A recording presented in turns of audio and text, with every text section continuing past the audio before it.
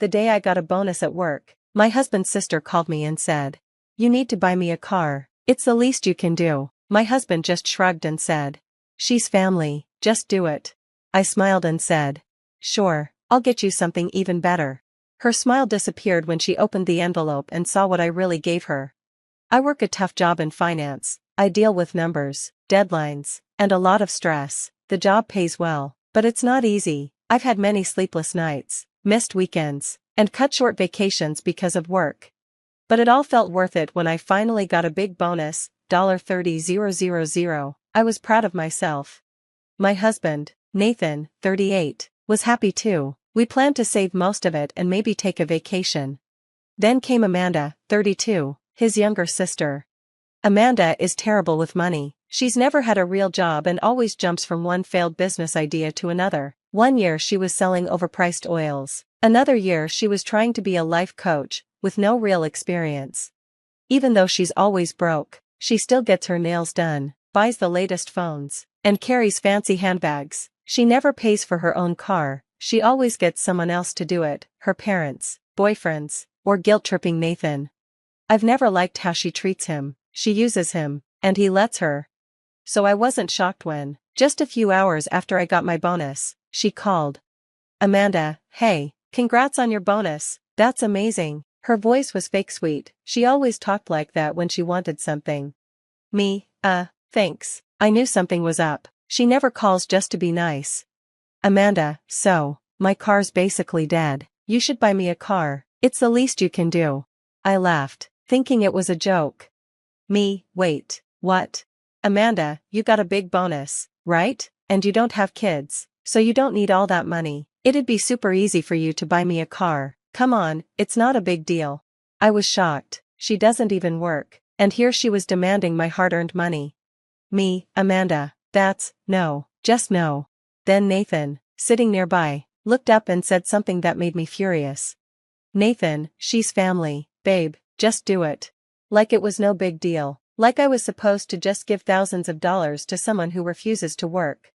I looked at him. He just shrugged. Maybe he thought saying yes was easier than arguing. Either way, I was mad.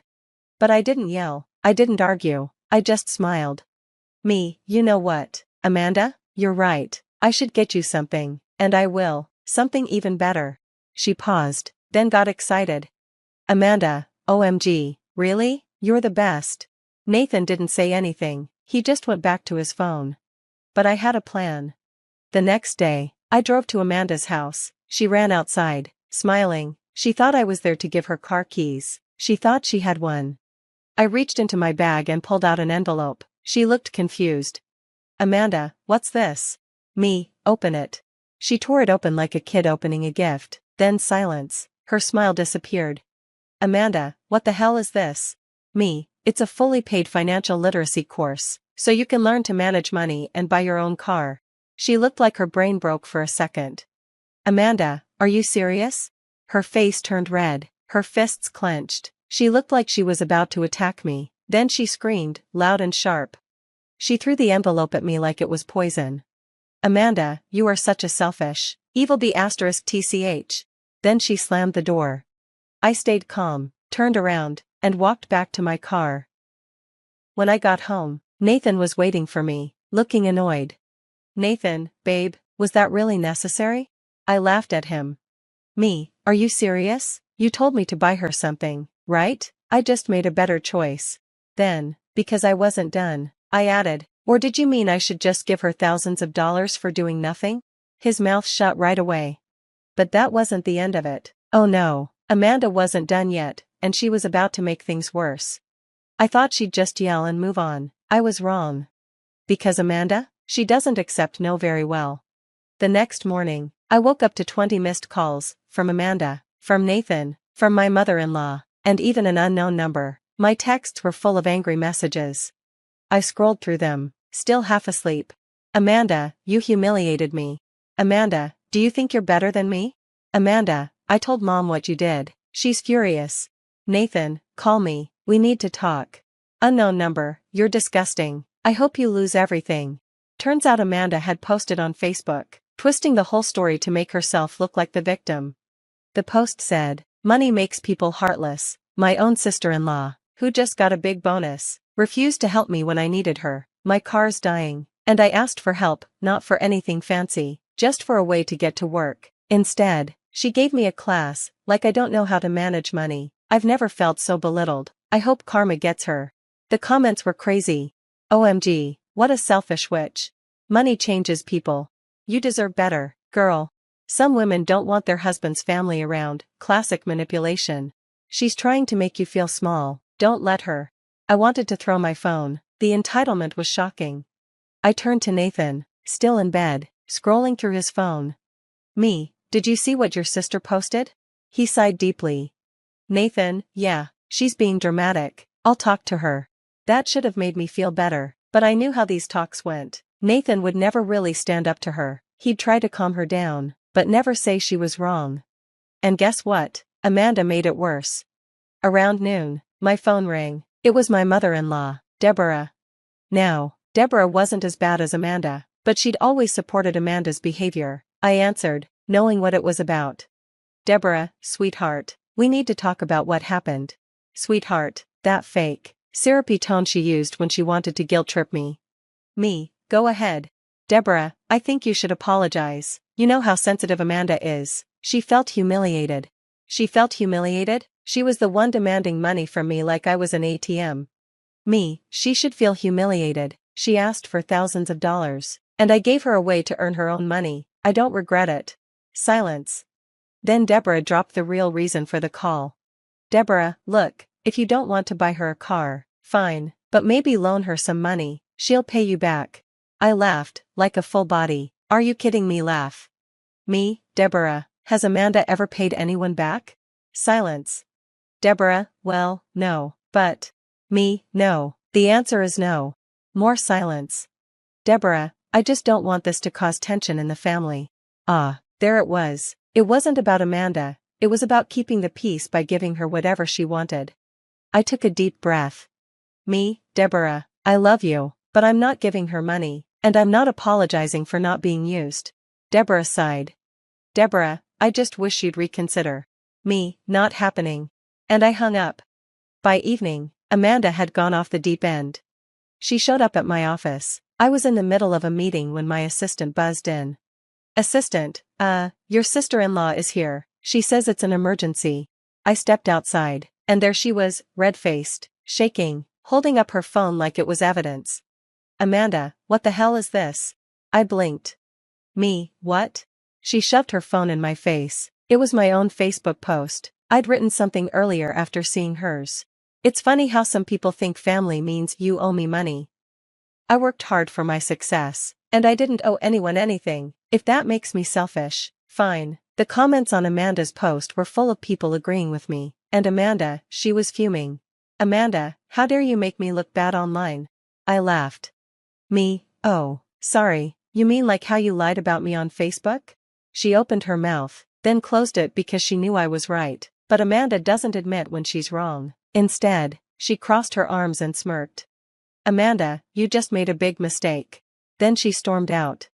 After Amanda left my office, I thought it was over. I'd called her out, stood my ground, and made it clear I wasn't going to be bullied into giving her money. But I should have known better. Amanda doesn't just get mad, she gets even, and she was about to make my life miserable.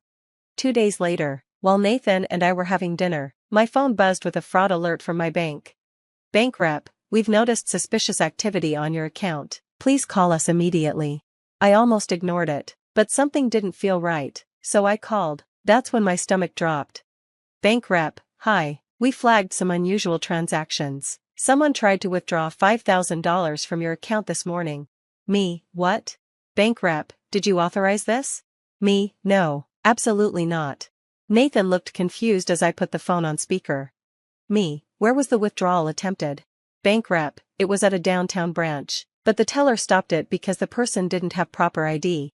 I felt sick. Someone had walked into a bank and tried to steal $5,000 from my account. Me, do you have a name? Bank rep, yes. The person gave the name Amanda. Nathan froze. I couldn't believe it. Amanda had tried to steal from me. I had no idea how she got my banking info, but this wasn't just rude behavior, this was a crime. I hung up and turned to Nathan. waiting for his reaction. Nathan, no, no way, she wouldn't. Me, she did. Nathan, my bank just told me, are you still going to defend her? His face went pale, and he couldn't say anything. Nathan left the house immediately. I didn't have to tell him where he was going, straight to Amanda's apartment. I was shaking with rage. Amanda had always been selfish and manipulative, but this was something else. 2 hours later, Nathan came home, his face unreadable. He grabbed a beer from the fridge and sat down. Me, well? Nathan sighed. Nathan, she admitted it. My heart raced. Me, she what? Nathan, she said she was just testing something, that she didn't mean to take the money. I couldn't stop myself from laughing. Me, she tried to steal from me, and that's her excuse? Nathan, she swore she wouldn't do it again. She was crying. Mom was there too. She wants you to let it go.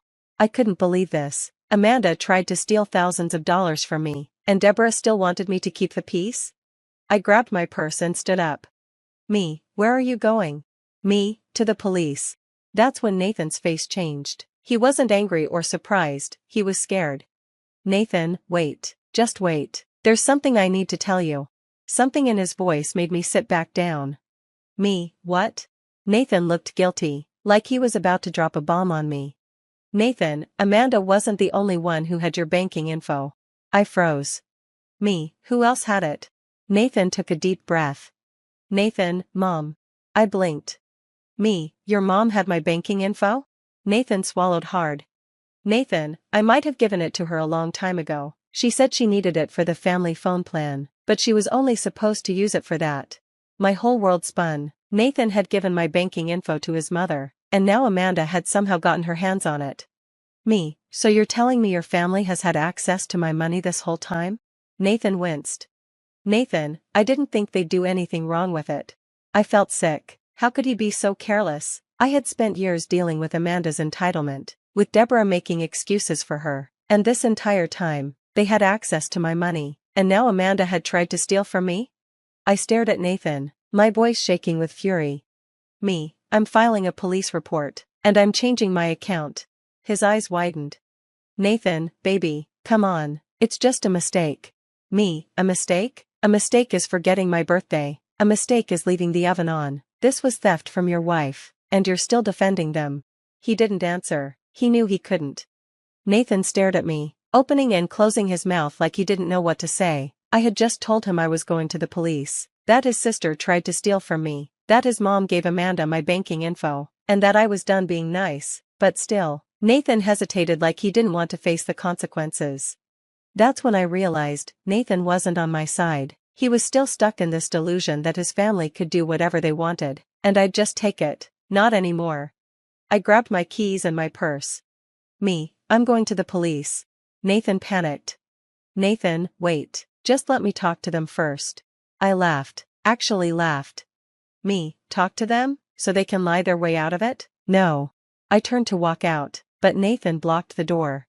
Nathan, please, just give me a chance to fix this.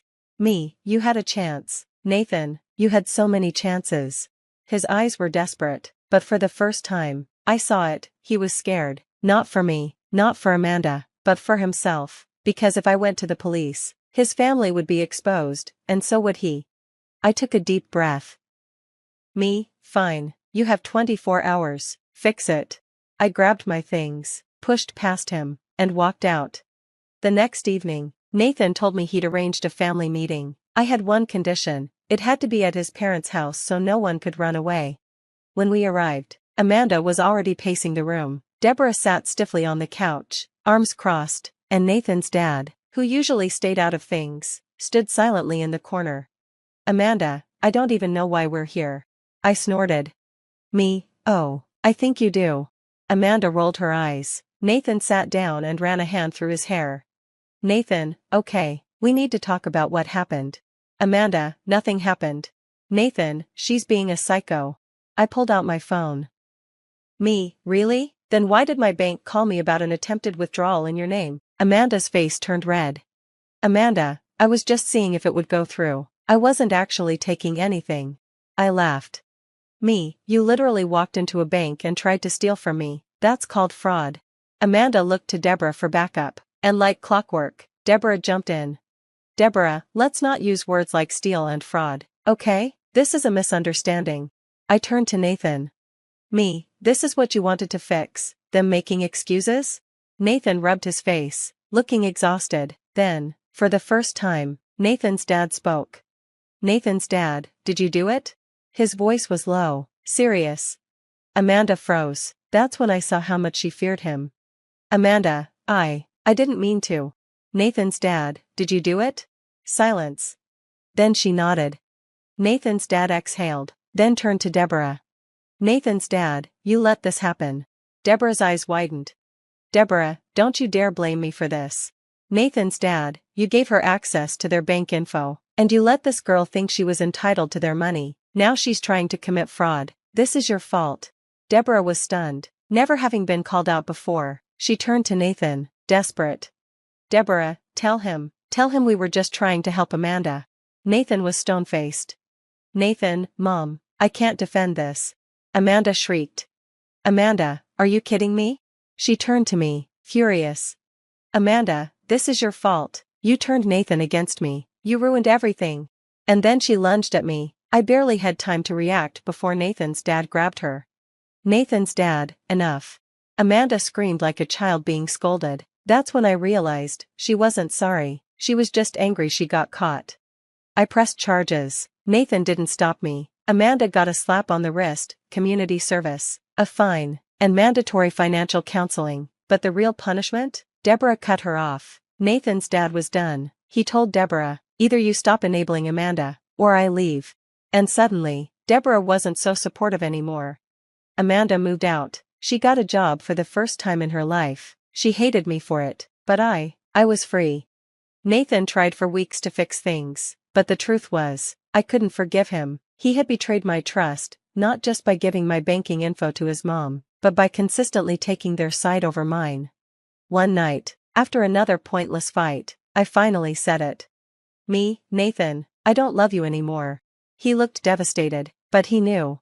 I had spent too many years fighting for a place in his life, and I was done fighting. I moved out. A month later, we didn't have a messy divorce. There were no fights, no lawyers, just quiet paperwork. Nathan texted me one last time after the divorce was finalized. Nathan, I'm sorry for everything. I stared at the screen, then I put my phone down and never answered. Some people think family means obligation, that you should put up with anything just because you share DNA, but I learned something important. Family doesn't mean forever. Respect does. And if someone doesn't respect you, you don't owe them anything. Not your time, not your money, not even your forgiveness. Walking away was the best thing I ever did.